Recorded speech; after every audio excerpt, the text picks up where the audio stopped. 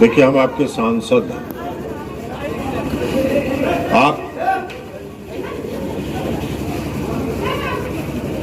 आपके वोट से हम 2024 तक सांसद हैं, और जिस दिन तक हम सांसद हैं, जिस दिन तक हम सांसद रहेंगे, हम आपकी सेवा करते रहेंगे। ये निश्चित है। देखिए, हम इस दियारा में आए थे 2004 में। 2004 में हम पहली बार जब चुनाव लड़े थे लोकसभा का, उसमें बेगूसराय संसदीय निर्वाचन क्षेत्र था, तो हम दियारा आए थे। और दियारा की जो स्थिति थी उस समय, वो देख के हमको रोना आ गया था कि किस नर्क की स्थिति में दियारा के लोग रहते हैं। अगर उस समय आप में से कुछ लोग जो वहां उपस्थित थे उनको अगर याद होगा, तो मैंने एक ही वादा किया था। मैंने कहा था कि अगर आपका आशीर्वाद मिलेगा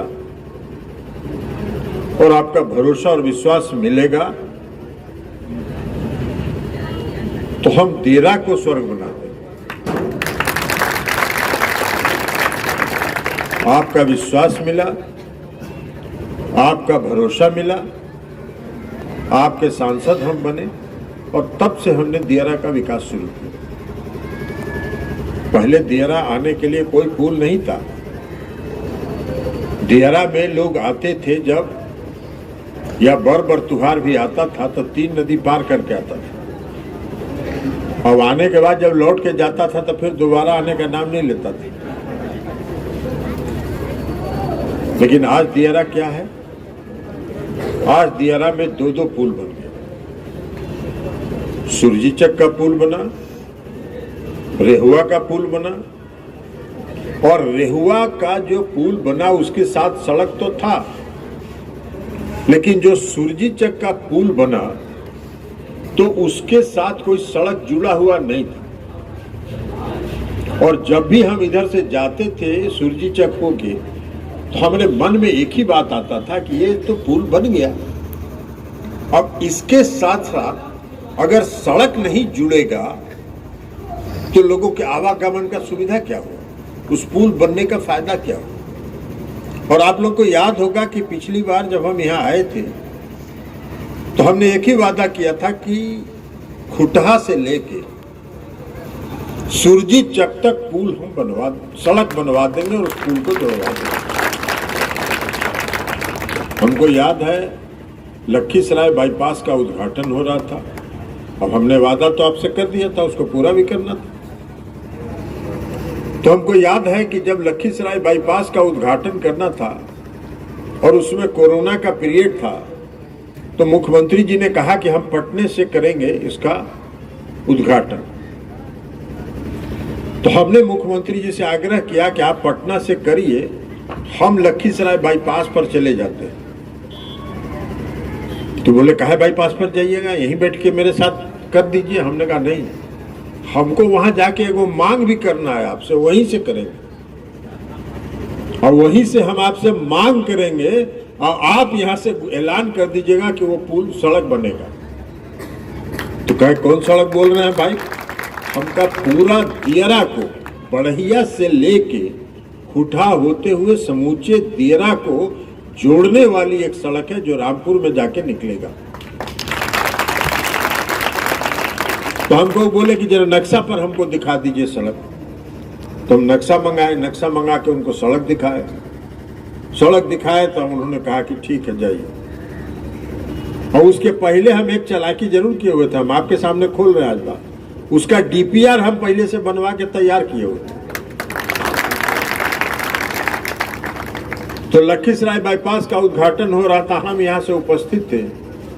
हमने मांग किया, मुख्यमंत्री जी ने वहां से घोषणा कर दिया और डीपीआर तैयार था, 10 दिन के अंदर पास हो गया, टेंडर हो गया, अब आपका सड़क बन रहा है।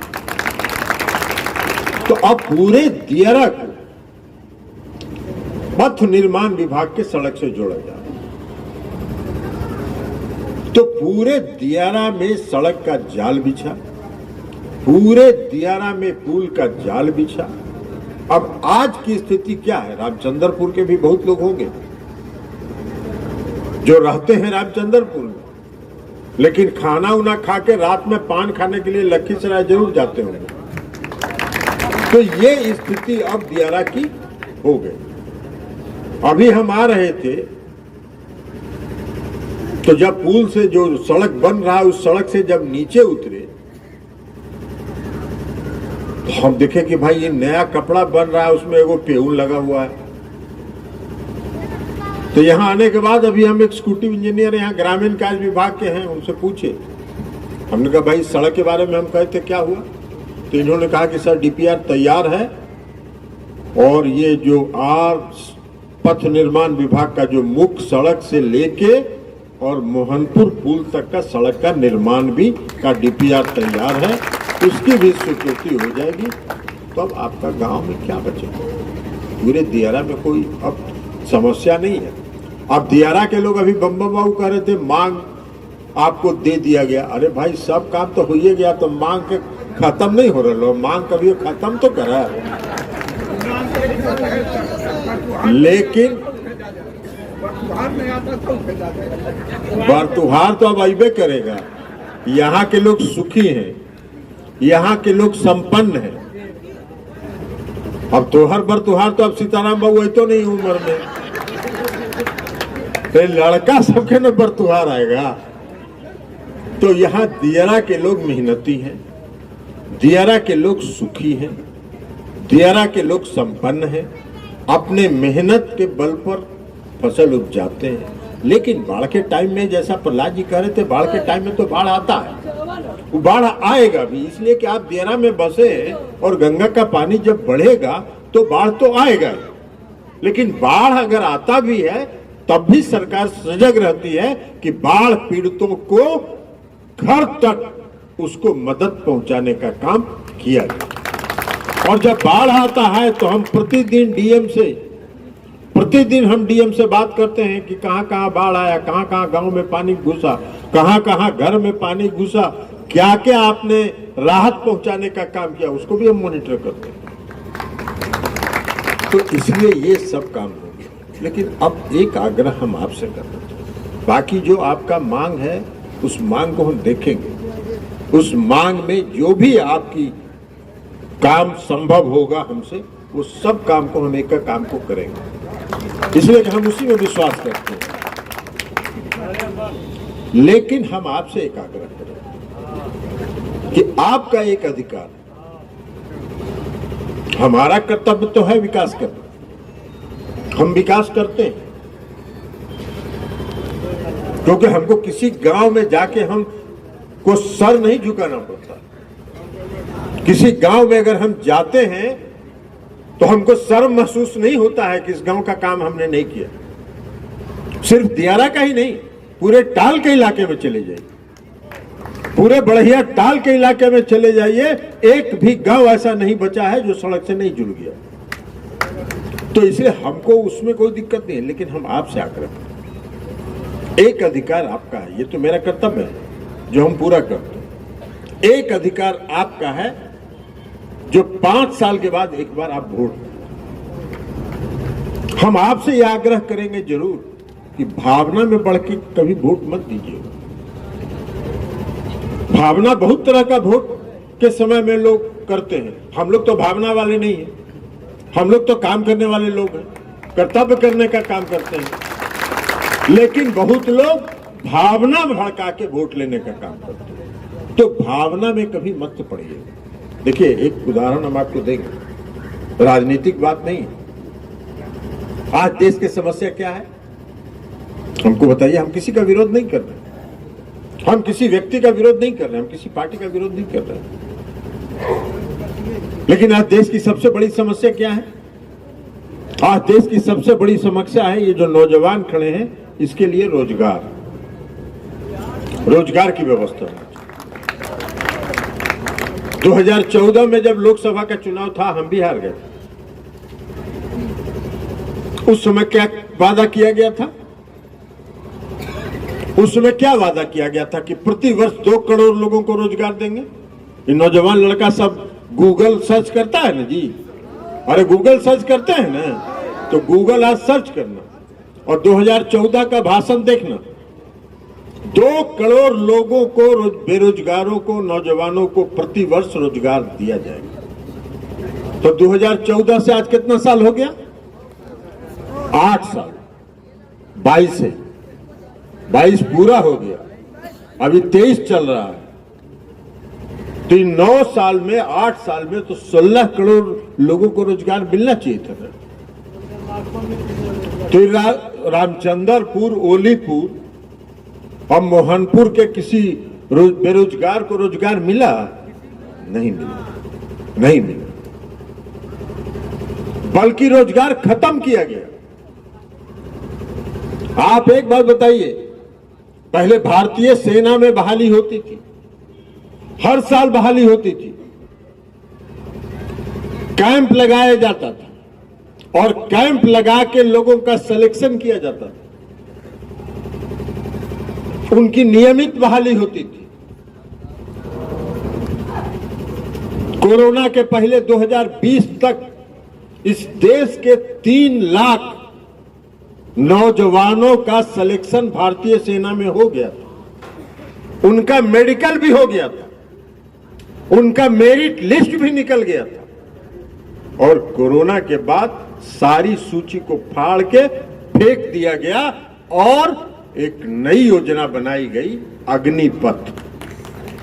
आप बताइए, 4 साल के लिए अगर किसी बेरोजगार नौजवान को नौकरी मिलेगी, 4 साल के बाद वो क्या करेगा? 4 साल के बाद वो कहां जाएगा नौकरी खोजने के लिए? न उसका उम्र बचेगा, न उसका अनुभव बचेगा। और हमको तो आश्चर्य हुआ, हमने विरोध किया था उस समय, हम उस समय उस गठबंधन में थे, तब भी हमने विरोध किया था। उनकी उस पार्टी के एक महासचिव ने कहा कि अगर 4 साल के बाद उसको रोजगार नहीं मिलेगा तो हम अपने पार्टी के दफ्तर में गार्ड का नौकरी दे देंगे। आप बताइए, यही है, यही सोच है। तो यह परिणाम क्यों उपस्थित हुआ? यह परिणाम इसलिए उपस्थित हुआ कि आप सबों ने भावना में बह के वोट देने का काम, पात्र को नहीं देखा। अगर पात्र को देखिएगा तो आपकी समस्या का निदान होगा। अगर आप पात्र को देखिएगा तो विकास होगा। अगर आप पात्र को देखिएगा तो आपका भरोसा बढ़ेगा। तो इसलिए हम आपसे आग्रह करते हैं कि कभी भी भावना में बह के वोट मत दीजिए, ठंडे दिमाग से सोच के वोट दीजिए। भावना तो भड़कता है, और भावना अगर भड़कता है तो वो क्षणिक होता है। वो क्षणिक भावना भड़का, आपने अपने अधिकार का प्रयोग कर दिया, उसके बाद घर में हाथ धर के बैठे हुए। हम तो हार गए थे 2014, लेकिन फिर भी हमने छोड़ा नहीं। हमको जो काम करना था, हम सिंचाई मंत्री बन गए, तो सिंचाई मंत्री बन गए तो हमको जो काम करना था वो काम उसके बाद भी हम 5 साल तक लगातार करते हैं। तो जो काम करने वाला होता है वो काम करता है, जो भावना भड़का के वोट लेने वाला होता है वो भावना भड़का के वोट लेता है। आज महंगाई का पर कोई देश में चर्चा हो रही है, कोई महंगाई बढ़ी है कि नहीं बढ़ी है? आप लोग बताइए, हम तो अनुभव नहीं है। तो महंगाई बढ़ी है तो कभी देश में महंगाई पर चर्चा हो रही है कि महंगाई को खत्म कैसे किया जाए, देश की अर्थव्यवस्था को कैसे दुरुस्त किया जाए? आज आपको मालूम है, $1 जो अमेरिका का डॉलर होता है, $1 का कीमत 82 रुपये हो गया।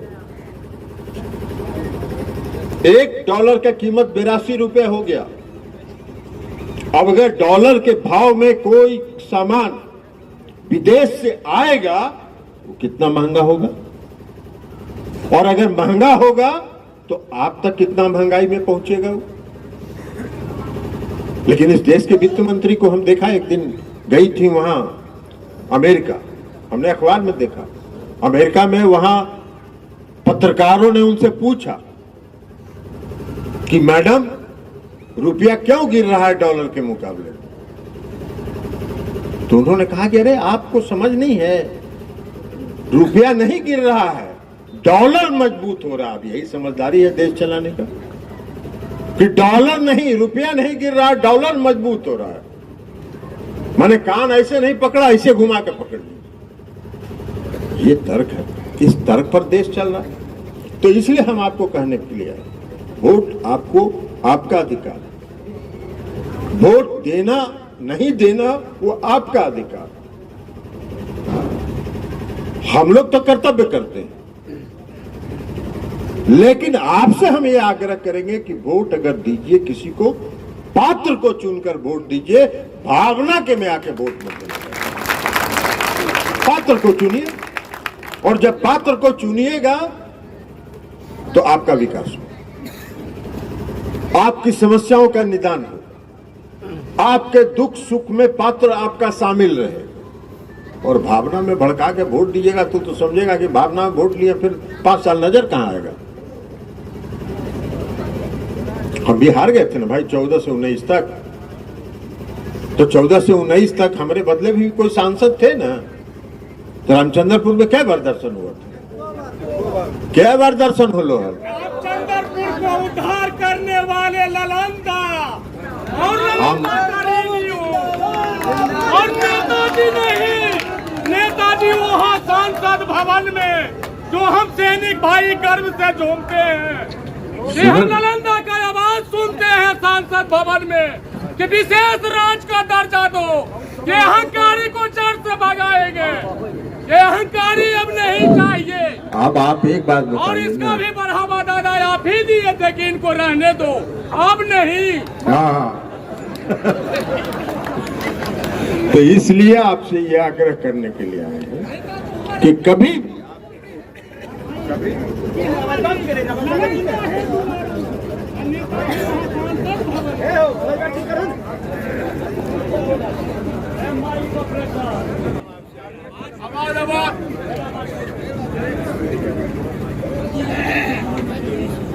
कि माइक वाला भी पात्र पर कुछ नाराज है, तो इसलिए हम आपसे आग्रह करेंगे। और हम आपको ये भरोसा और विश्वास दिलाते हैं, पहले भी हमने भरोसा विश्वास दिलाया, आपने भरोसा किया, विश्वास किया, हमने आपकी सेवा की और पूरी ईमानदारी से हमने सेवा की। हम आज तक कभी अपने आप को अपने निर्वाचन क्षेत्र में नेता कभी मान के हम आए ही नहीं।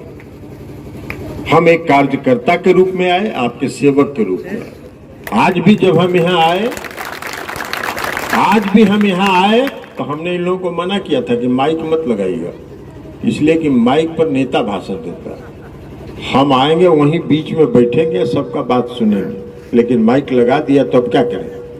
माइक लगा दिया, नहीं बोलेंगे तो कहेंगे कि बोलना ही नहीं आता इनको। तो इसलिए हम कहे कि हम कभी भी कार्यकर्ता के रूप में आए, आपके सेवक के रूप में आए, और जब तक आपका भरोसा और विश्वास रहेगा तब तक पूरी ईमानदारी और निष्ठा से आपकी सेवा हम करते रहेंगे। यही भरोसा और विश्वास आपको दिलाते हुए हम अपनी बात समाप्त करते हैं। बहुत बहुत धन्यवाद। और रामचंद्रपुर से तो मेरा व्यक्तिगत लगाव है। रामचंद्रपुर तो मेरा प्रिय गांव है। साल में एक आध बार तो हम घूम घाम के आइए जाते हैं रामचंद्रपुर। तो इसलिए आपको भरोसा और विश्वास दिलाते हुए कि जब तक हम रहेंगे पूरी ईमानदारी और निष्ठा से आपकी सेवा करेंगे। बहुत बहुत धन्यवाद।